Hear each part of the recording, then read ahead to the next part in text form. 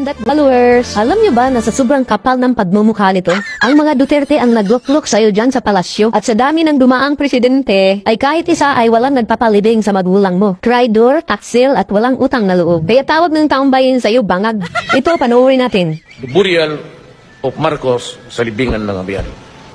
Ang batas nagsabi, sino ang pwedeng ilibing doon sa libingan? Presidents and soldiers. It was my father's fervent wish that when he came to the end of his days, that he be buried.